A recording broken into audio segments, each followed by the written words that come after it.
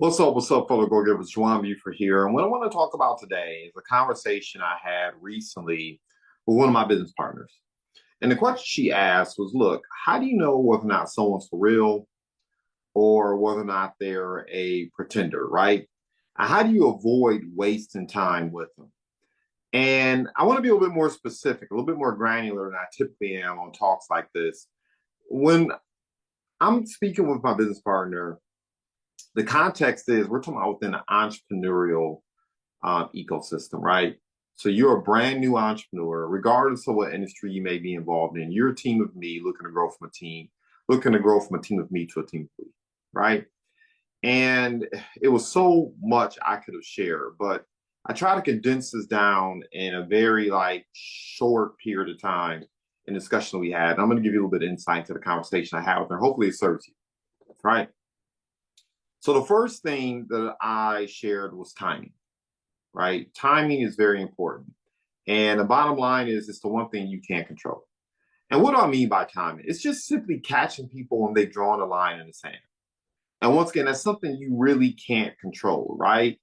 I compared it to like a dog sitting on a nail. I think we've all heard of this story before where, or you haven't, you're going to hear it now, right? So it's a story I've heard frequently where you have a person walking their dog through the neighborhood. And they walk their dog every single day, and they get to the last house on the block where they turn around and head home with their dog. And there's another owner sitting with their dog on the porch, on the back porch. And the individual who's walking the dog hears the other owner's dog wailing all the time, day in and day out, week in and week out, month in and month out. So finally he says, man, what's going on? Why is your dog always wailing? Why are they always complaining? And the owner on the porch says, look, he's sitting on the nail. And the other person says, well, why doesn't the dog get off the nail? And he says, well, because it doesn't hurt enough. And sometimes it really just boils down to that, right? You have to catch people when they've drawn a line in the sand and they've decided this hurts too much. I need to make a change, right? And a lot of your success will be predicated upon identifying that pain and positing the solution or showing people how your business endeavor can solve that pain for them, right? But you got to catch people who are in pain. Or perhaps if you're forming people, family, occupation, recreation, motivation, you at the minimum get in touch with, find out what's motivating the person, because sometimes it's the carrot. People just want to level up, right? They want to have nicer things. Sometimes they're not running from something. Sometimes they're running to something. But the bottom line is they need to be running. They need to be sprinting. And a lot of that has to do with timing. And sometimes you'll come across individuals and they're in a season in their life where they're just not ready to take action. They're just not there. On the other hand, you'll catch someone who's just made up their mind like 2 seconds ago before you approach them. And so at the end of the day, what am I saying indirectly? A lot of this is a numbers game. And you need to understand that when you are building a team in any industry. I've seen this in the real estate industry. I've seen this in the investment advising insurance industry. I've seen this in the direct selling industry. I've seen this in the banking industry, which is where I hail from initially. A lot of it has to do with numbers, right? And I remember sitting back and watching people early on in my career, and I developed a sense, if you will, for when people were ready to make a move, when they were really ready to make a change. And that piece is really important. So, all right, the next thing that I shared was, look, I paid close attention to personality and habits, really close attention to that. The bottom line is people who earn six figures, who have the mindset, the belief that they can earn six figures and above, they have different habits than people who earn 30K and who are stuck there. They just do. Their work ethic is different, especially when we're talking about entrepreneurship, especially when we're talking about self-employment, especially when we're talking about sales, especially when we're talking about entrepreneurs who are like new to entrepreneurship. If an entrepreneur is earning six figures, or an aspiring entrepreneur is earning six figures, or has the mindset and the belief they can earn six figures, they're just going to move differently than a 30K person. And you got to know that. And once again, it starts with work ethic. Their work ethic is going to be totally different. The frameworks and how they analyze and see the world and themselves in is going to be totally different. They're going to have a different type of hunger because, people out here get it twisted because of social media. Everyone believes everyone's earning 6 and 7 figures and above. They're not. Okay. Don't let the Instagram pics fool you. All right. They have a different type of hunger for success. Um, I look and see whether or not they have a track record of overcoming adversity.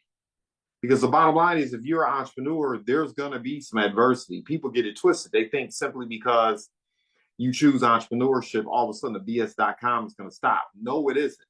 It's just entrepreneurs deal with the BS.com and we do it anyway.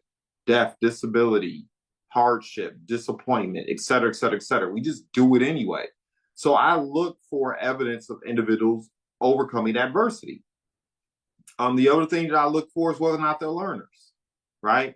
Whether or not they ask questions, whether or not they have a certain type of curiosity. I haven't met a single person that went from 30 to 100 or 100 to 250 that just didn't have some type of innate curiosity where they just wanted to know everything. Not to the point where they're stalled, right? Not to the point where they're frozen in their tracks as they don't know enough. But as they were making decisions, as they were making moves, they were pouring themselves into the activity, they just had a hunger to know more, right? And this is the other thing I share too, because our conversation kind of veered to, well, how do you know when you found the gem? How do you know when you found the diamond? And I'm just a firm believer, at least for me personally, over the course of almost 2 decades now, right? Being in this entrepreneurship game, I've kind of developed a nose for it, right? A way to avoid overlooking diamonds. And that does not necessarily mean those individuals will be inclined to work with you, but it's important to be able to spot one, right? Because the bottom line is people come to the table with traits, and it doesn't mean that people can't evolve. But typically people come to the table as who they are, right? And so there's no overnight success stories. There's just stories you hear about overnight. There's no overnight diamonds, just people who emerge overnight. And chances are, if you see someone, they have a great work ethic, they're always asking questions, they're always inquisitive, they're hungry, they can't sit still, right? They've overcome adversity. I'm just a firm believer that 9 times out of 10, that person's going to be successful, right? It's just a matter of them finding fertile ground, finding their jam, if you will. They're going to be successful. And those are the types of things that I look for in individuals. Are they willing to invest in themselves? If they have $1 to their name, are they willing to invest 50 cents? If they have $100 to their name, are they willing to invest $20? If they have $100,000 to them, are they willing to invest $20,000 to show up where they need to show up, get into the spaces they need to get into, be involved with the people whom they need to be involved with? Are they willing to show up? Are they willing to walk into a room and not be the number one, but the 2, 3, 4, 5, 6, or 20, right? Those are some of the things that I look for. You know, the other thing that I shared was, look, I'm a big fan of giving people assignments and watching their behavior. People that I avoid at all costs are people who blame other people. The moment I hear someone blaming somebody else for anything that's transpired in their lives, I start putting distance between myself and that person. The bottom line is, what I've learned over the course of time is that people who are very successful in any endeavor, they have unreasonable accountability. They have unreasonable accountability, right? Whatever's transpired in their lives, they own it. And so that's one way to avoid dealing with people who are pretenders, right? Avoiding people who are blamers, paying close attention to people who take accountability for everything, even when it wasn't their fault. Even when they were right in a situation, they'll still take accountability for it. You want to pay close attention to people like that, right? Do they keep their time commitments? There's a business owner that I'm dealing with right now who 2 times in a row, they've missed appointments, missed time commitments. A couple times they didn't even bother to notify, right? Or they waited until 10 minutes after the time commitment to notify. I pay close attention to things like that, right? I watch those things. You know, sometimes when you're just starting out, particularly in the direct selling industry, you're hungry for any and everybody who are willing to join you. But I'm telling you, it will save you a lot of time if you exercise some discernment. A person that shows up late repeatedly, a person that's unapologetic about certain type of trifling behavior, trust me, chances are it's a habit. And they're going to keep doing it over and over again. And you're just going to be upset. You're going to be frustrated. I pay attention to things like that, right? You show me where someone spends their time, I show you where their priorities are at. Look, we all have the same amount of time at the end of the day. So what's the difference between a person that earns $100 an hour, $1,000 an hour, $15 an hour? It's their priorities, how they're spending their time. It's the skills they're pouring into that time, and it's the value they're bringing to the marketplace. I'm not knocking people who work at McDonald's or who's working at the Dollar Tree or whatever at a cash register. But the bottom line is the marketplace has decided that skill set that you have is worth $15 an hour. Versus if you are solving problems for people who earn 6 and 7 figures, chances are they're not oftentimes even paying for your skills or talent. They're paying for the time that you can get something done more efficiently than they can, right? And so it's important to understand that, right? Are people spending time doing things that align with their goals, especially financially? And I'm not knocking people for going bowling. I'm not knocking people for wanting to go out every single night. Hey, to each their own, no judgment here. I'm not knocking individuals who want to spend 10 hours a day on social media. Not knocking you. No judgment here. But is that in alignment with you being successful as an entrepreneur? Is that in alignment with you reaching your financial goals? And I'm going to come back to that, right? Giving people assignments. Did they watch the training?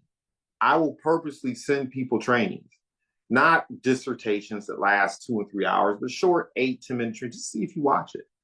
I'll find out whether or not you register for a training that was available to you, because we know as entrepreneurs, the only place for success comes for training and knowledge is in the dictionary, right?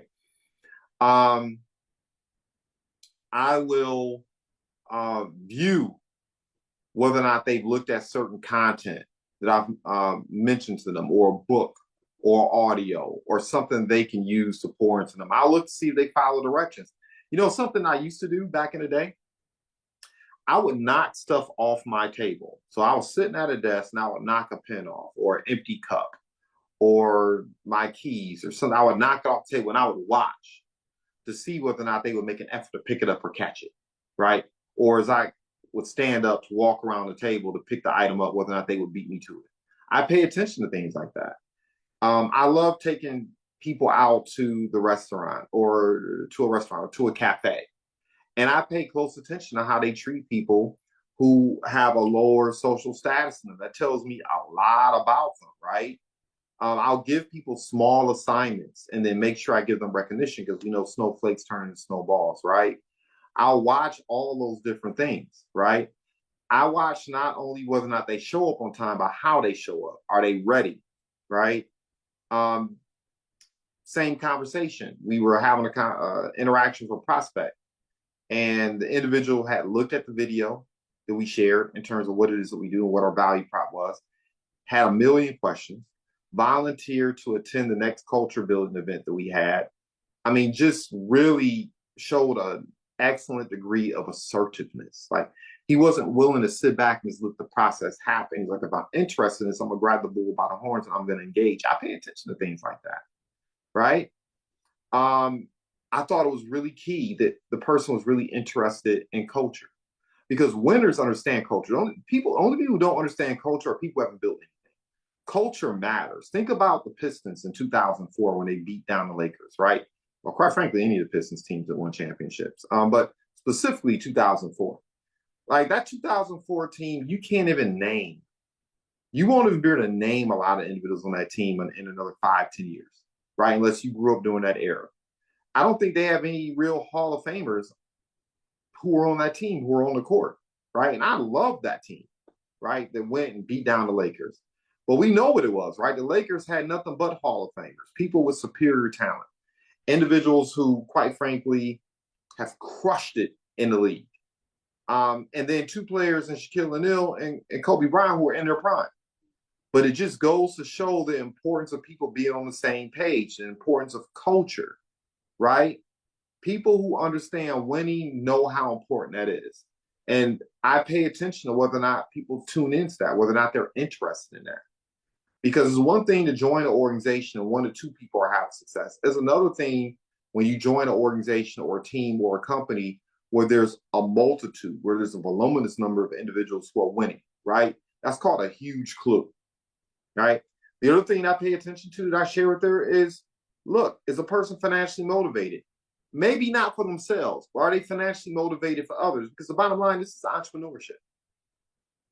And if you don't care about finances and the bottom line, capital is like blood to a business. You're going to catch that L.